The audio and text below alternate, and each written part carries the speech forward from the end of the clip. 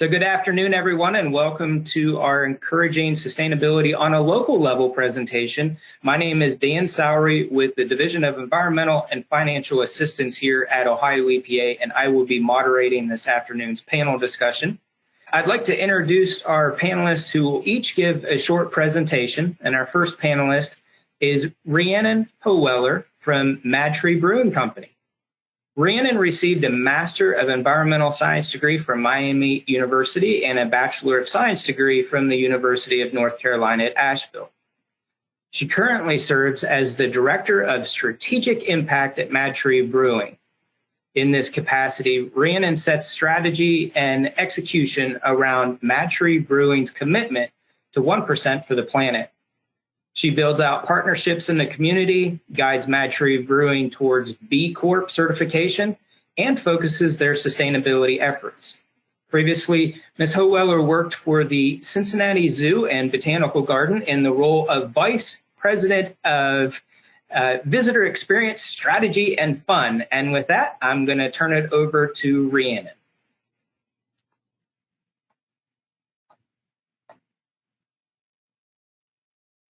And Rhiannon, 2 years later, I'm still muted when I'm trying to talk. Thank you so much, Dan, for the introduction. I really appreciate it. And hello, everybody. Good afternoon. Thanks for having me today. Sorry about it. Still learning technology over here.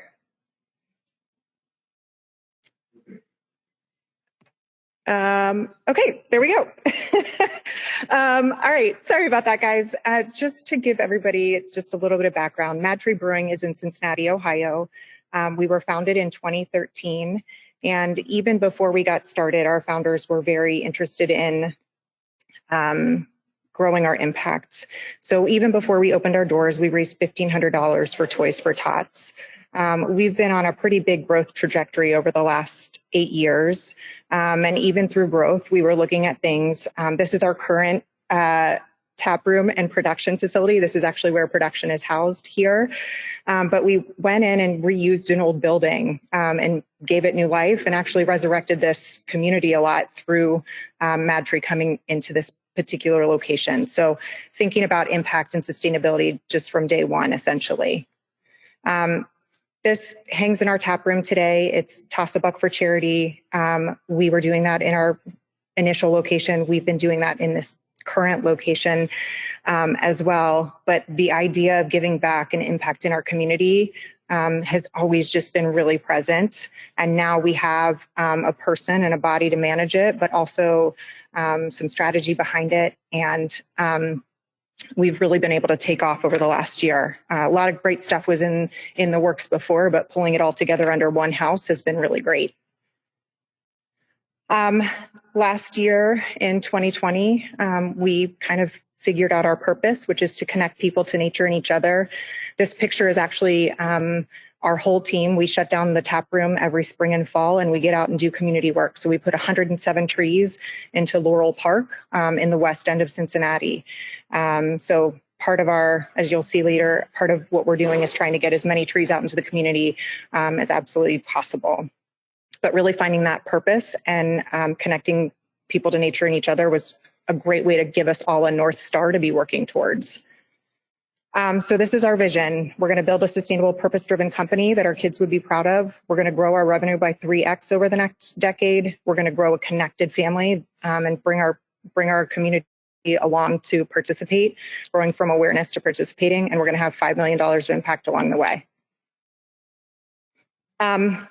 Something exciting that we put forth is we've been doing a lot of cool stuff, but we've never had it in one house. So we launched an impact report in 2020, just giving our community awareness around what we're currently doing and the goals that we're reaching for in 2021. We broke it out into a tree analogy, hence our name, but we really focused on the roots, like internally, what's happening within our four walls, our trunk, which we kind of equate to our staff. How are we building our staff? Building pay equity for women is an example, and how are we getting out and volunteering? And then branching into our community. We are 1% for the planet partners, and so 1% of our sales go straight back to the 1% for the planet nonprofit community.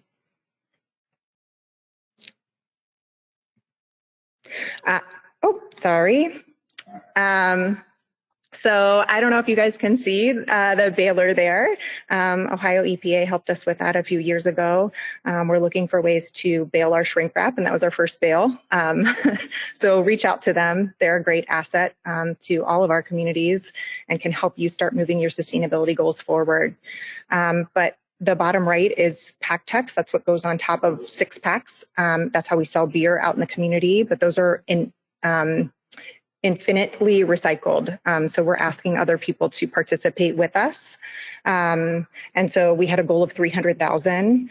I don't think we're going to make that. That's the one goal that we put out that we're just not going to hit. But we're at about 110,000 PackTex recycled for this year.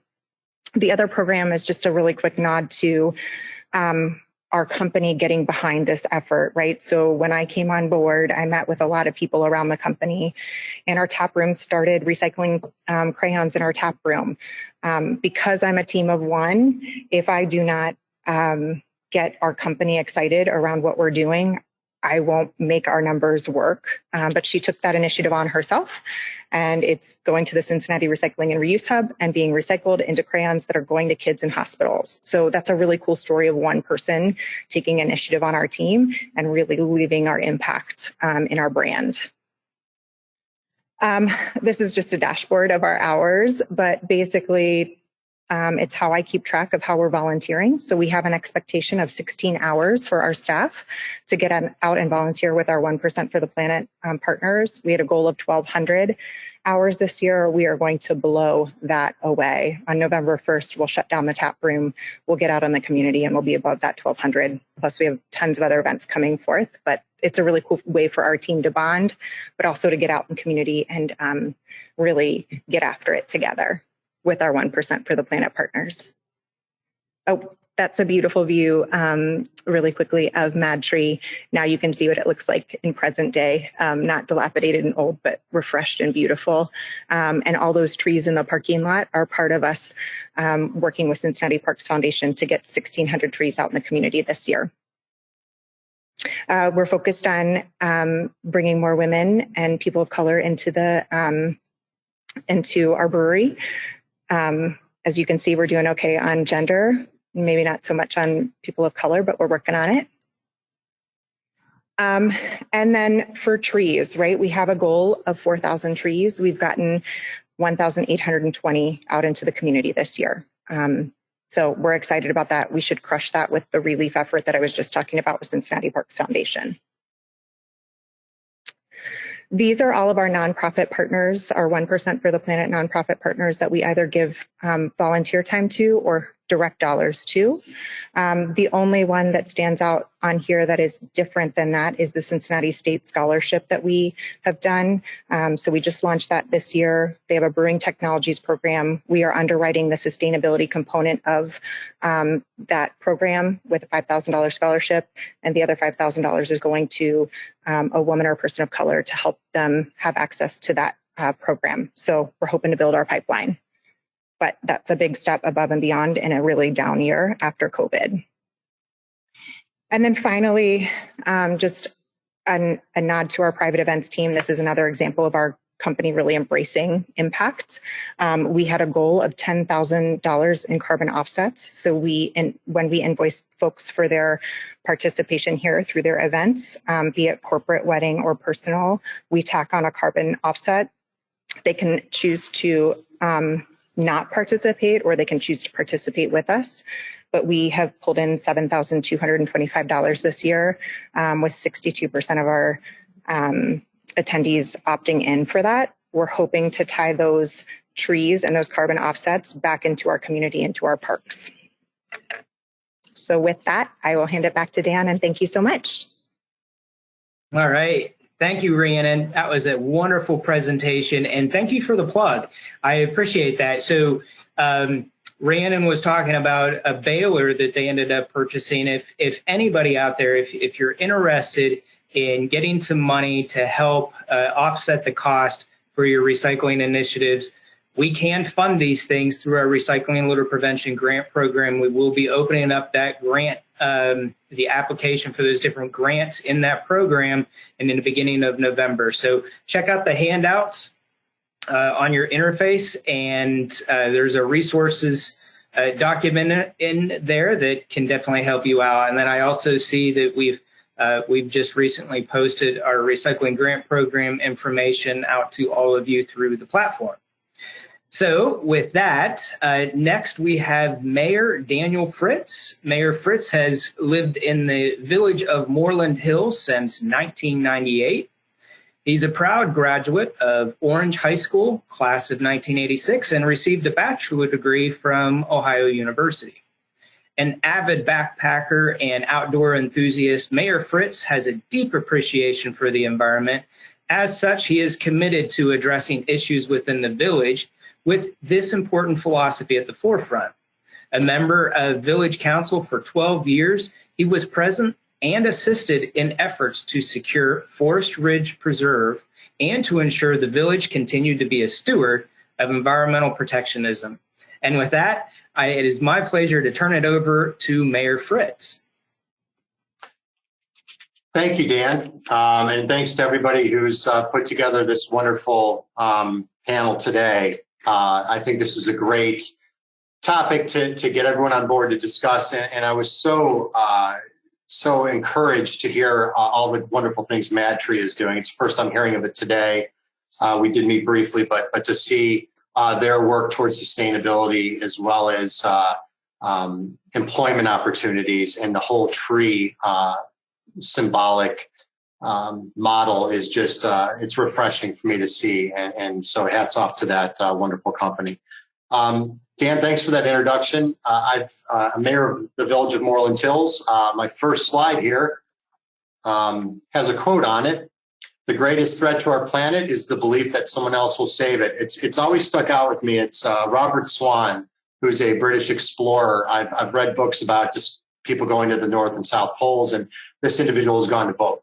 And I just think it's a very basic quote, sort of banal in its messaging, but nonetheless, it's important. We can start small and we can get big. I come from a small village, and we share often in our discussions within the governance of Moreland Hills that starting with small examples and small communities can lead to bigger things. And I'll talk briefly coming up how we've actually made that happen. Some of the pictures on this first slide, the upper left-hand corner is Chagrin River Road, runs through our village. A focus of sustainability that is often overlooked, in my opinion, is that of legislative efforts, efforts the mayor can undertake with council when we're all on the same page working towards sound environmental stewardship. By labeling Chagrin River Road a corridor, a beauty corridor, we are able to stave off some of the 5G impacts we're seeing in the area that can move to more inhabited areas where perhaps it's better accepted than coming in and making some visual blights, albeit they are for improvements to technology. But you can there's always some legislative effort you can do that works towards sustainability on issues other than recycling. Forest Ridge Preserve is in the upper right-hand corner there. That's the 140-acre preserve that Dan referenced in my introduction. We're very proud to have that pristine preserve in the borders of our village. It is not improved. We do not allow, with our conservation easement, any paved pathways or anything of that nature. So it's going to be in its pristine nature in perpetuity, and we're very proud of it. The other pictures aren't really significant other than the one to the lower right. We do an annual fishing event. So Rhiannon talked about connecting people to nature, and that stuck out with me.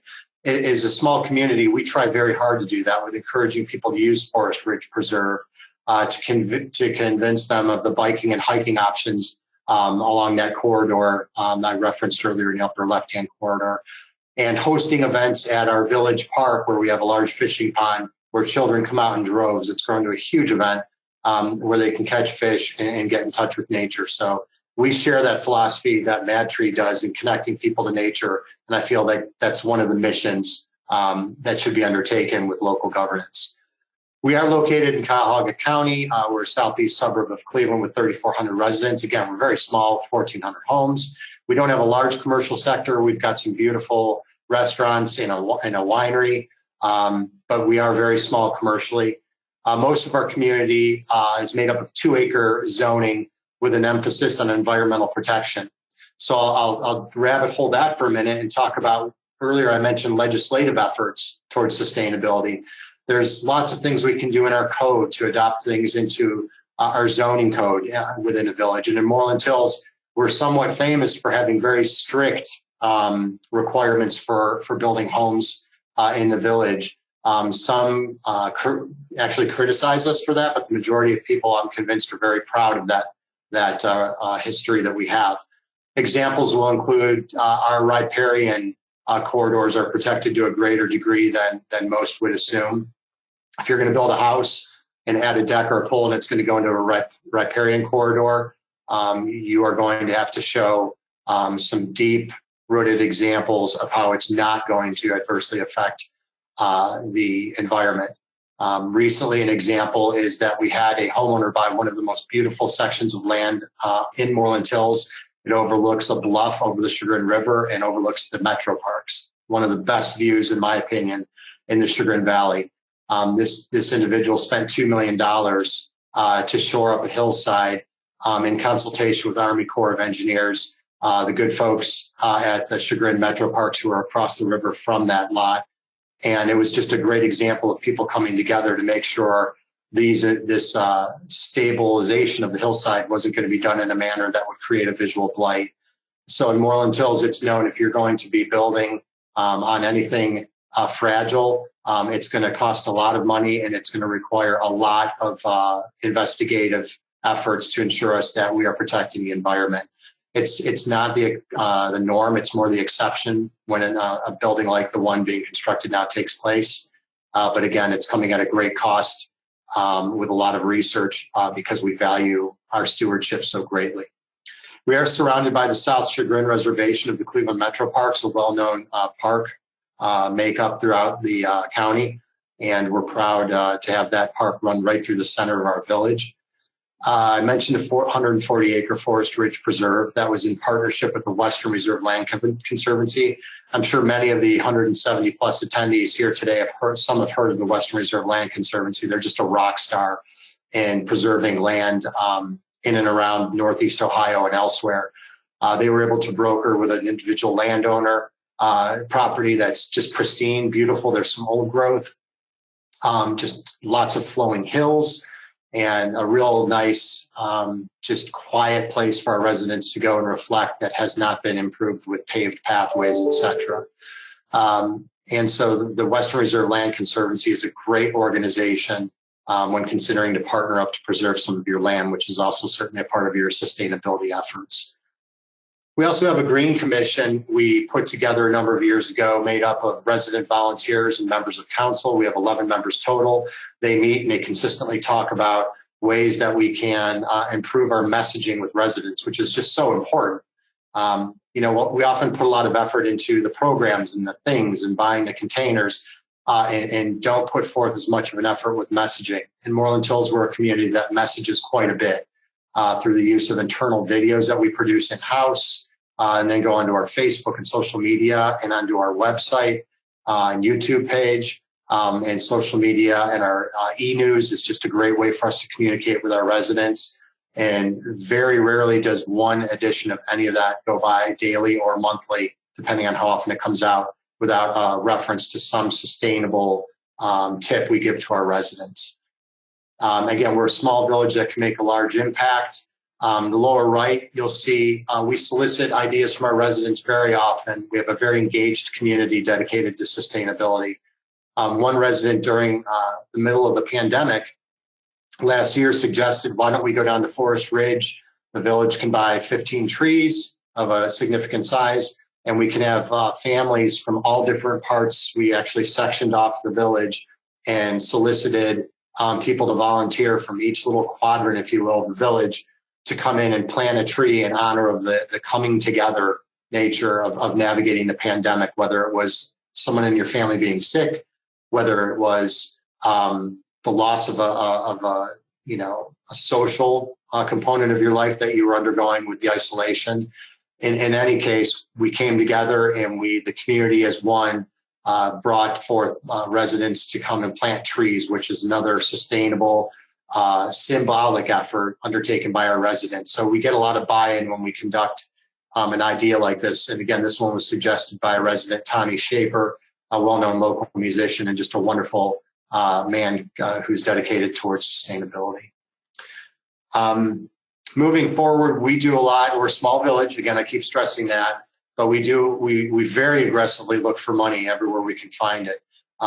Northeast Ohio Public Energy Council gives us energy community grants. We use those from everything to more efficient HVAC units in our buildings, more efficient lighting, and things that improve areas where we're already bad in. So we really focus improvement as opposed to addition with this money. We look at improving things that we're doing poorly and making them better. We sought a lot of financial assistance for that Forest Ridge Preserve that we've referenced. One section of that preserved area does include an area where we can improve, and we are putting a pavilion there, which has come with an influx of lots of money from the state. And we're very proud that we aggressively seek out these efforts. Through the EPA, we've used surface water improvement funds to restore some streams in Forest Ridge Preserve that were eroding quite a bit and adding lots of silt to the Chagrin River. We got lots of people in the community together to help out with a hands-on day with that. Looking for state capital budget requests with our local senator, who is Matt Dolan, and our local rep, who is Phil Robinson.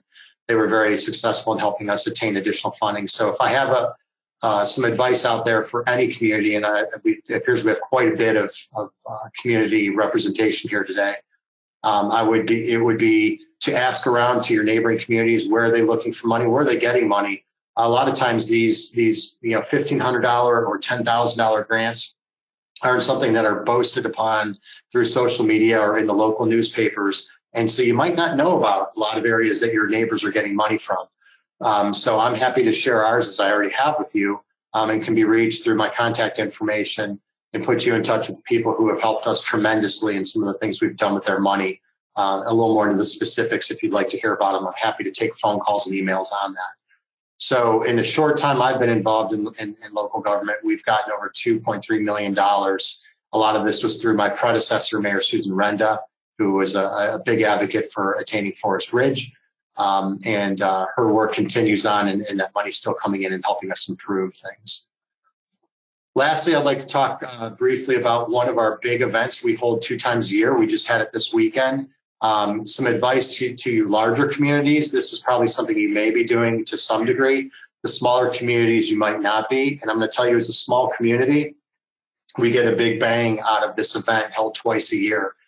By big bang, what do I mean? We talk about metrics and looking at how we evaluate our sustainability numbers. We are able, through the Greening Hills event, which is a drive-through event where residents come up and they drop off everything from hazardous waste to old tires to electronics. We message with our members of our Green Commission that I referenced earlier with sandwich board signs and handouts. And we keep track of all the numbers, and we can see that we are making an impact each of these in the spring and the fall when we hold these events. We have a very significant impact of cleaning up some of the hazardous materials and old tires on our properties and lending the village towards better stewardship of the environment. Efforts with Greening the Hills have allowed Moreland Hills to be #1 in this Cuyahoga County, which is the Cleveland area, in terms of recycling percentages of our waste. We were #1 at 26% of our collected waste being recycled. And this past year, we were #2, tied for #2 at 24%. So we keep an eye on those numbers, and this is a great event. Happy to share it with anybody who would like some advice as to how to run it. COVID changed this event. It used to be you drive up, you get out, you have coffee and donuts. Our service department members and council members who volunteer come in and take this stuff out of your trunk.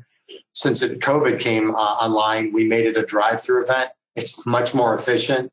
We were getting much more participation. Instead of showing up to a deadlocked group of cars parked and people getting in and out, it's a smooth drive-through. So this is a model that has been changed by COVID, which will remain when COVID is well past us. It's just more efficient, And it's a great use of people's time because people drive right through and stop at each station. They pop their trunk and everything gets taken out. We have a shredder lane where they can pull over if they're shredding or leave if they're not, and it works out real well. Again, we hold this event twice a year in the spring and fall. Happy for any of you to reach out with me, and I can show you more pictures. I can email you the site plan of how we lay out the lanes, etc. We have several hundred cars at each event, usually more in the spring. When tax time's coming, we tend to get a lot of paper shredding. We allow for multiple collection stations, good messaging efforts, and education.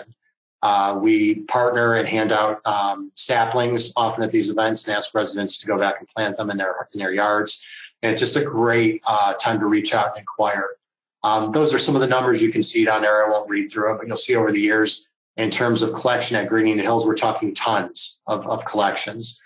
This weekend, I know I ducked into one of our collection barns in the middle of the event, and we had, a huge box filled with probably 25 or 30 an hour into the Green Indian Hills event of flat screen TVs that were going to take the appropriate recycling areas.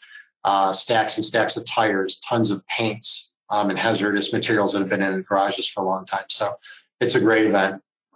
I'm happy to boast that I feel we're very successful, but we can always do better. In closing out my presentation, I'll talk about messaging through newsletter, e-news, the videos that we produce in-house, which can be seen on our Moreland Hills. They're featured on our Moreland Hills Facebook page and website. Stress the grant revenue we get.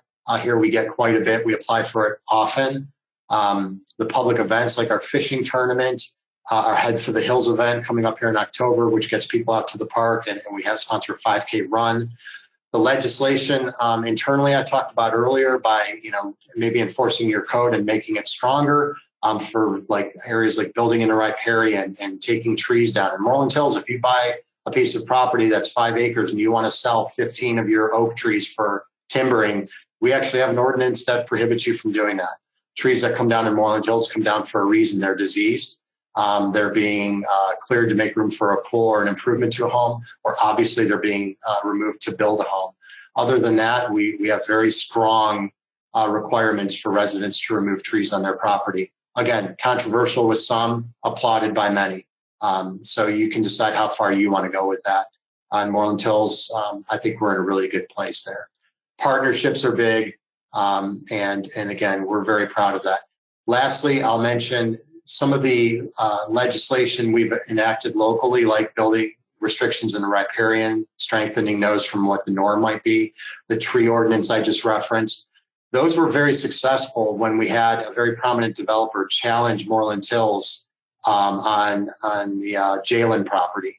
Jalen v. Moreland Hills was in 2006, so some time ago, but it was all the way to the Ohio Supreme Court. The developer took it and challenged our zoning to put multiple homes that would not have been allowed. And in kind of like the wrap up of us winning this landmark case was the fact that we sort of put our money where our mouth is. We were a community who can show through local legislative efforts like the restrictions, the greater restrictions in the riparian corridors and the tree ordinances, that we put our money where our mouth is. Our environmental stewardship wasn't something we were just bringing up to fend off a developer. We had sort of teeth and roots in the game. So with that, I'll thank you for your time. I hope as a small community, I was able to show some of our sustainability efforts. And again, I'm happy for you to reach out to me in any way after this presentation if you want any more specifics. Thank you, Dan. And thank you, Mayor. I really appreciate you offering your time up for other communities and others that are interested in learning from you. So as a reminder, check out the handouts attached check out the handout attached that provides everybody resources for all of our speakers, their contact information. Also, if you are looking to do a tire amnesty event or litter cleanup, again, check out our Recycling Litter Prevention Grant program. We have a litter and community grant specifically geared for helping communities obtain those goals. So check that out in the link that was provided a little bit earlier. So next we have Linda Rosine as the recreation supervisor for environmental activities for Grove City, Ohio. Linda is key to the city's efforts promoting positive, sustainable environmental practices through individual and community involvement, including recycling, composting, and resource reutilization. Linda is the appointed chairperson for the Grove City Sustainability Committee, responsible for the creation and management of the Sustainable Growth City Plan. She coordinates Keep Grove City Beautiful and the city's Adopt a Street and Adopt a Park programs, as well as the Teen VIP Volunteer Program. In addition to managing the city's volunteer networks, Linda is responsible for creating and facilitating programs and workshops centered on sustainability measures, including community gardens, composting, rainwater harvesting, and consumption practices. And with that, I am going to turn the mic over to Linda. Can you hear me and see me? Thank you. Thank you, Dan, for that introduction, and thank you for having me this afternoon. I am really excited to share with you our sustainable journey here in Grove City, and I want to thank Rian and Mayor Fritz. They have some incredible sustainability programs that I really enjoyed hearing about. Grove City is a community in Southwest Franklin County of about 42,000 people. We've been pretty much working on our sustainability. I just realized I can't, whoops. Sorry about that. Okay. We've been working on our sustainability journey for about 30 years. We started and became an affiliate of Keep America Beautiful in 1991. So this year will be 30 years that we've been an affiliate.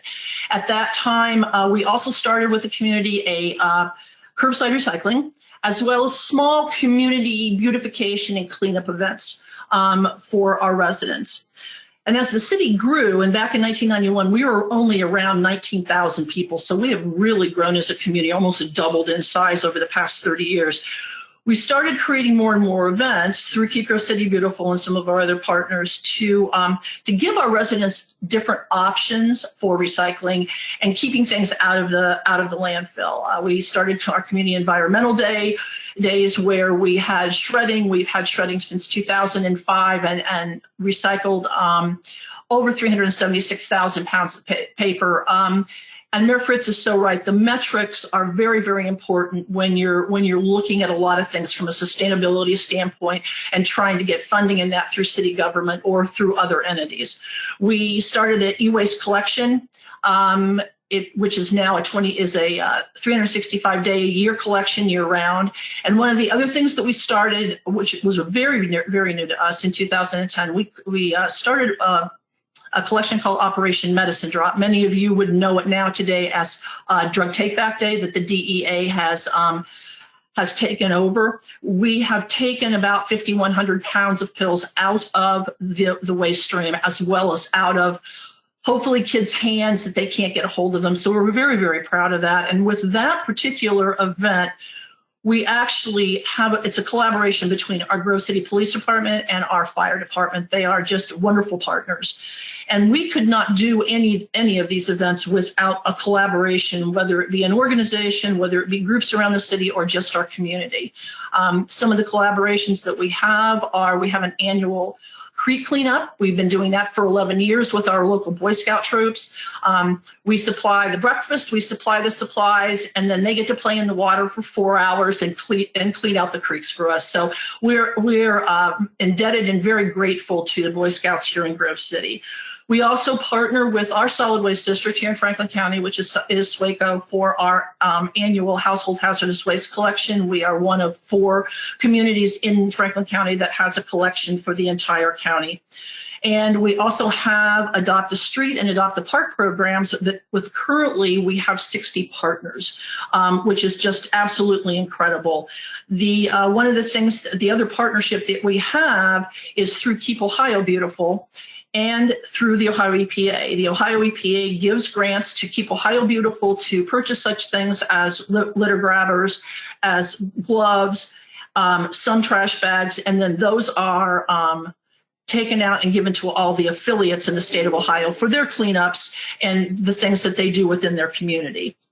So as we went through our journey and continued through our journey in sustainability, one of the things that the Keep Grove City Beautiful Advisory Board did was to talk about in 2015, well, actually it was in 2014, we started talking about sustainability because it could become a fairly hot topic at that point in time. You know, what were we doing from a sustainable with sustainable efforts for Grove City? What could we do to help our residents become more sustainable? So one of the things that they came up with was to create a festival, which is known as the Grove City EcoFest. It started in 2015, as I said, and it is a festival about sustainability in our community.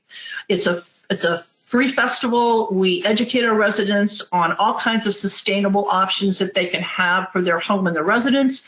We bring in people to talk about pollinator gardens. We talk about solar panels. We talk about wind generation, just everything that you can think of from a sustainability standpoint that a resident might be interested in to have in their community.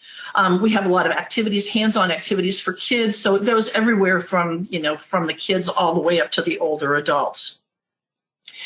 So we've been doing that. We have been doing, we've got miles and miles of trails we've put into our park system. We have a recycling program for our parks. So we're trying with our events to build them up bigger and better than they were even 15 years ago. So to give you just a little bit of background for our sustainability plan, in 2017, City Council passed a resolution to commit to MORPC's Sustainable 2050 program. And this was based on the region's sustainability program, sustainability agenda, which they are now in the process of revising again. It's similar to an accreditation program where you meet different standards and then there's a different tier level that you can be awarded. In 2018, we were awarded the gold tier status. We were very proud of that to become a Sustainable 2050 program. And then in 2019, based on the past work that we did and some of the programs that I've gone over with you today, and we also have a champion who sits on our city council, they passed a resolution to create the Environmental Sustainability Committee. So it is an 8-member committee. The committee is appointed by the mayor. I lead that committee. And when that committee was formed in March of 2019, the main goal of that committee was to create a sustainability plan for the city of Grove City. And we really didn't know what that was. I mean, we've been doing events for the city for years. Obviously, that was sustainable. And back then it was a buzzword. And now we were sustainable, but we weren't sure where we were going for the future. So the plan was to sit down with the committee and try to figure out how we went, evolve this plan into something that would be in the future for the city that would be good. So in the meantime, MORPC had contacted us, and they are an awesome partner. They had they had a person that they wanted to introduce us to. Her name was Dr. Kimberly Burton. She was an associate professor at Ohio State University, and she was in charge of a group of graduate students on a semester by semester basis that was part of what they call the Sustainability Studio. Excuse me. The Sustainability Studio is part of the City and Urban Planning Division for the School of Architecture at The Ohio State University. So what we did is it was kind of like a perfect storm. They needed a project for their semester. We needed a sustainability plan. So we put the graduate students together with our 8-member committee and started this process in September of 2019. And it was kind of an ambitious plan since it had to be finished at the end of the semester, which meant the end of November. So in that time frame, the students, the committee, and the sustainability committee basically put together an online survey for our website to talk to our community and ask our community questions about how they felt about sustainability. They had in-person community meetings, 2 to 3 of those. They talked to our department heads. They talked to supervisors who in different areas of our city about sustainability, what they saw the future and their goals being. And they actually researched best practices of those cities, typically within the Midwest. They tried to stay within the Midwest just because of the correlation with the population and everything. So what they did was, after doing that, they created a mission statement that basically said that they wanted to create action items and that would support future needs and long-term goals for our community. So they came up with a plan, the OSU students and our sustainability committee, that created a framework for our now sustainability plan. It was based on the city's past efforts, on what we've been doing currently, any current efforts that we had kind of in the works that were already in the system, and possible projects that we wanted to do for the future. Created 8 focus areas for those for the sustainability plan, and then within each focus area, created an outcome objective, action items within the outcome objective, the measures for each of those action items, as well as who this responsibility would fall on and the time frame. So once that was completed, at the end of November, the students and the committee went back to City Council and they presented this plan to City Council. And City Council was, obviously thrilled. The Ohio State students did an absolutely wonderful job, really gave our committee a basis to start really working on the plan. So once that was over in the start of 2020, we started working on the plan to kind of hone it in, to make it more concise with what we wanted to see, looked at really in depth into the action items and the measures and the metrics. Did we need to add action items? Did we need to delete some because they were already, we'd already done them? And then we're going to go back to talk about the future of this plan to the department heads and some other people when COVID hit. So it kind of stalled us a little bit, but we were still able to persevere through WebEx meetings and phone meetings and everything, and came out with a plan that was presented to City Council in the early summer of this year. And City Council loved it. The plan was adopted by resolution on August the 2nd. We were thrilled. But now we're into next steps, and these are some of the bullet points that we're looking at next steps, but this is a very, very fluid plan. And when we came out of the approval that night from City Council, my committee kind of looked at me and went, "So where do we go from here?" And I said, "Well, I'm not sure, but we're going to figure it out." So right now, what we're doing is we've got a commitment to meet quarterly with myself and the committee. We're going to kind of review those action items to see if anything has been accomplished throughout the time that we started the plan and now. Items such as we have, one of the action items was to start a composting program, a pilot composting program with our community. We have already started that with our solid waste district with the grant that we received through them. So different things like that. And then a plan on how we're going to update the different the action items and complete these new action items. We want to get additional input from obviously the department directors. And then we want to report annually to City Council to talk to them about our accomplishments, to give them their metrics, to tell them what our new goals and objectives are for the following year, because it's all predicated on if we need funding. And as everybody knows, the better the metrics, the more funding, hopefully, that you can get. So that's where we stand right now with our sustainability plan. It was a long journey. We're not finished with it. We're still going through it, and we'll probably go through it for years to come. But it's a good start for where we want to be with our community. And with that, if anybody has any questions, I will be more than happy to answer them. And Dan, thank you so much. Well, thank you, Linda. I just had to say, and I think all of the attendees are feeling the same thing, is the amount of immense pride that all 3 panelists have and the sustainability initiatives that they've been able to achieve. So we're now going to start, we're going to ask some questions of the panelists to help clarify how their programs encourage sustainability on a local level. And as a reminder, you can still submit questions through your questions pane. I'm sorry, I tried to do that all in one breath. We will try to do our best to answer as many questions as possible. And if we don't answer your questions during the Q&A portion, we will reach out to you via email following today's webinar.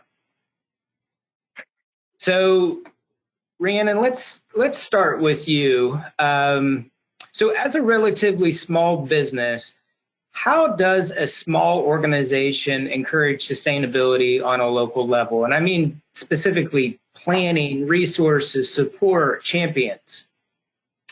Yeah, so I think setting out with our purpose statement, right, and wrapping all of our business around that, and then also having a dedicated person. I come with 11 years of background from the zoo. And so they were also banking on that being something that I could bring to the table and help lead by also bringing other people in with me. So connecting with my network outside of the four walls of the brewery was important. So it's elevating our impact through others, bringing other people to the table to help us, and then also being really firm in our commitment that those dollars will be spent in this way. And they never veer from it. Even, we're a young company. Sometimes when we stumble a little bit, right? But we always get back to that North Star of connecting to our purpose. Excellent. Thank you.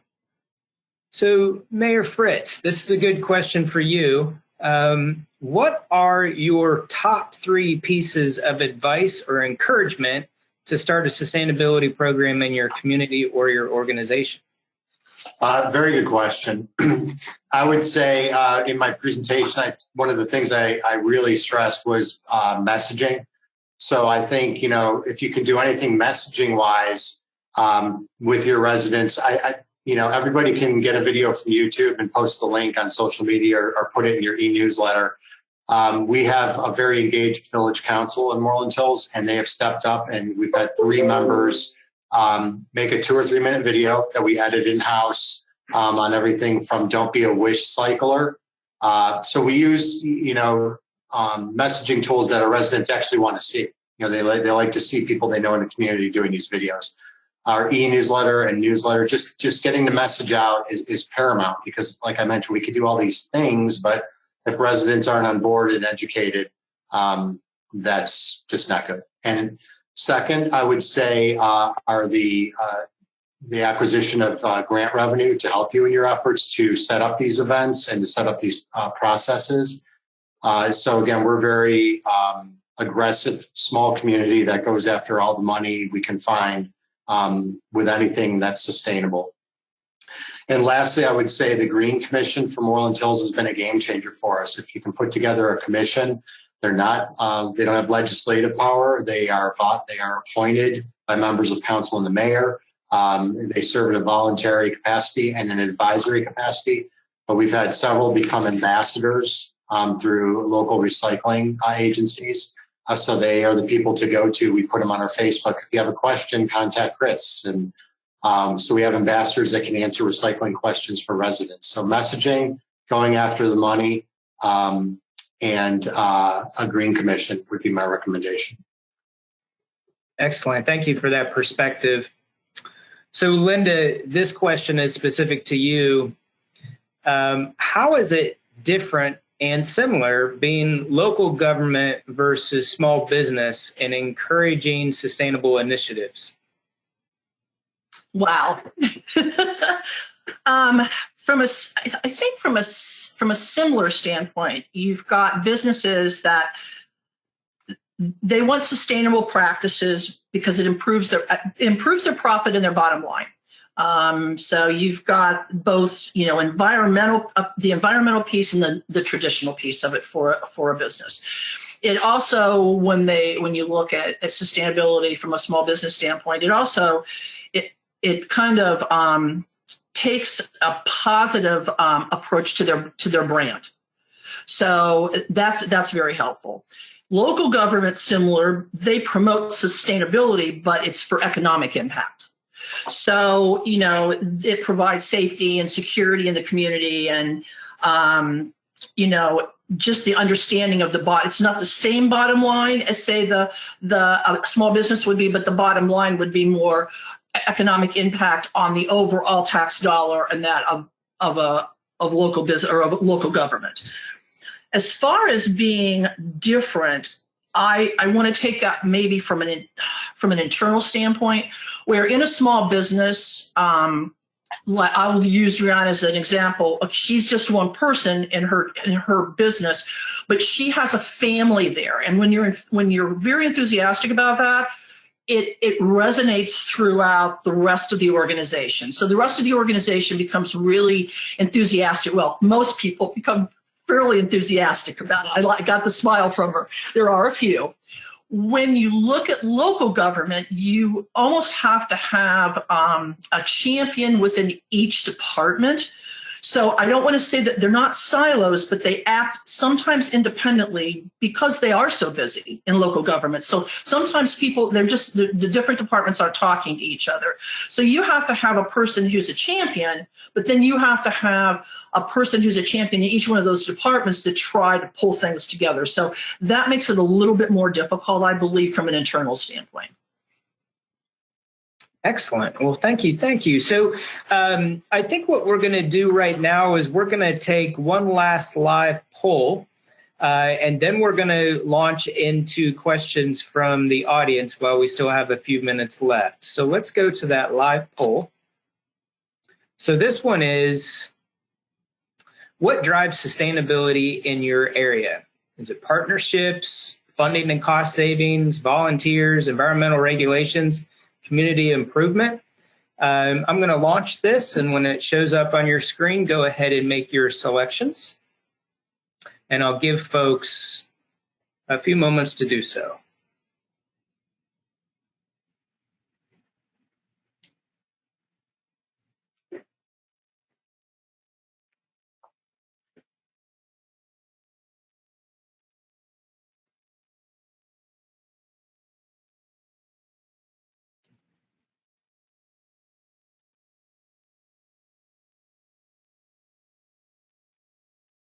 All right, votes are coming in fast and furious now. Still have a few more votes coming in. Give it a few more seconds.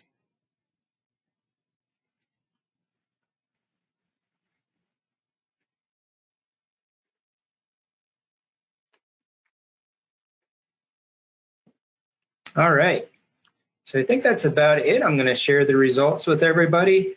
As you can see, it's a pretty good split, but you do see that funding and cost savings is out there a little bit further than anything else. So thank you, everyone. All right, so panelists, we've got just a few minutes left. I'm going to ask you one quick question each, and if we could go pretty quick. So Rhiannon, this first question is for you. Who do you work with to make sure you can plant trees where you planted them?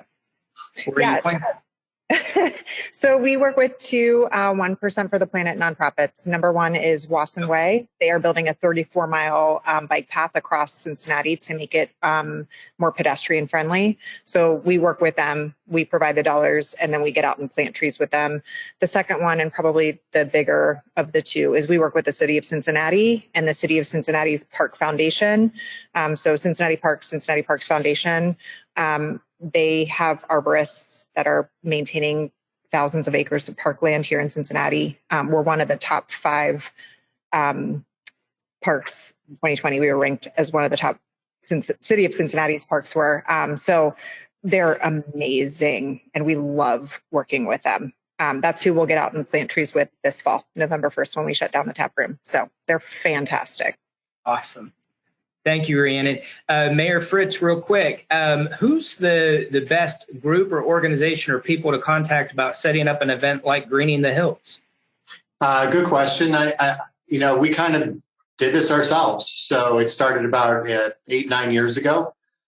So we definitely have the people in play here who can answer questions and provide schematic drawings of how we set up our driving lanes and stations for drop off, and logistics in terms of, you know, some grant money we get to help out with handing out the trees, saplings, and that kind of thing. So my contact information is certainly able to be used, and I can put whoever wants to inquire, I can put them in touch with the appropriate department head here who can give them some advice and show them some actual layout drawings that would be beneficial.